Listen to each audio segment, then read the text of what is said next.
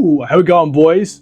Entrepreneurship and going after your dreams is riddled with so many pitfalls, so many challenges, and so many mistakes we make along the way before we actually achieve our goals. But here are 5 big ones that I wish I could have avoided because they had a massive impact on my life. First one here, if you don't start what you're putting off right now, you're not going to start it this year.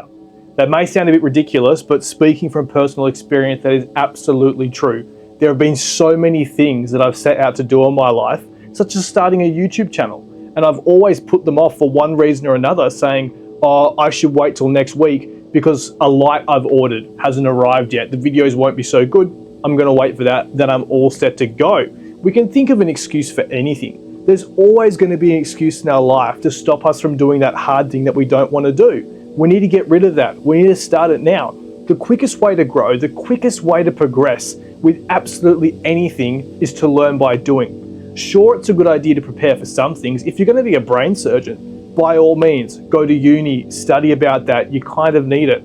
Out here in the trenches of business, of trying to make money, of trying to get jacked, absolutely charge in, make mistakes along the way, evolve, learn, especially if you're scared of taking that step. That is the biggest sign that that's exactly what you should be doing. So if your reason for not doing something is fear, or you feel like you're not quite ready yet, throw that out the window, jump straight into it. We're not playing like that anymore.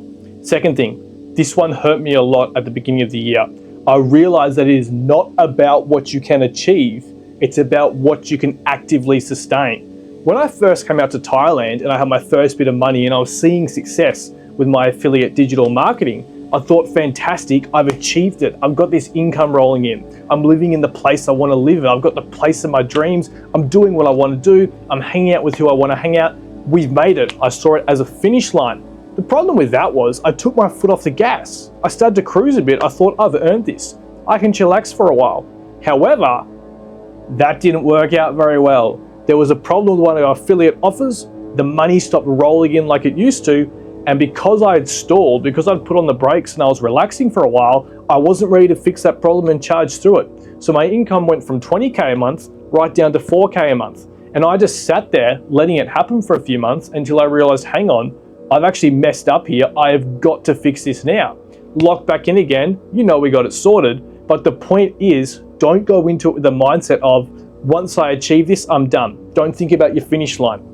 Put in a lot of effort at the start and then swap into a model where you can actively live a life which is constantly building that and you're not worrying about it. So it's not just about getting there, it's about getting there and sustaining it for the rest of our lives. 3, you can absolutely pause. You can absolutely take a break, but time is going to tick on anyway. And if we're not actively growing, we're shrinking. We know this from if you're someone who goes to the gym. If you're not in the gym lifting weights each week, what's going to happen? If you take weeks off the gym, if you take a month off the gym, you're not just going to remain with that physique. You're not going to stay in the same shape. You're going to shrink. You're going to put on fat. You're going to lose muscle. If we're not actively pushing forward towards our goals, if we're not actively pushing for progress and taking on that challenge and going through that pain, we're going to be slipping. We're going to be shrinking back to what we were before. And we don't want that. Sure, sometimes if it's all a little bit too much, take a moment to yourself, step back, relax, go again. But we don't use this as a catalyst to slip into vices, into bad habits that we had. This is what I used to do. I used to look for escape. Because I live in Thailand now, that's very easy to get, but that's a bad idea. At the end of the day, if I'm feeling stressed, I'm escaping from it. I forget about what I was talking about, and I go back in the next morning, and I've got to make sense of it all again. If we don't look for that escape, if we just stay in the game and we push through the pain, our mind is constantly working on it. We're constantly looking for options out, and that's how we actually break through the wall, get past that problem, and we get past that mental stress. Time and time again, I've tried just testing the wall, pulling back a bit to relax, just testing the wall.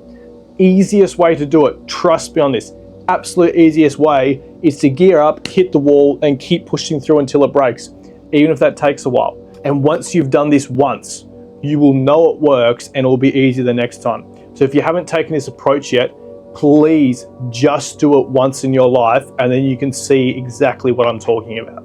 4, make sure you're building your own dream, not someone else's dream.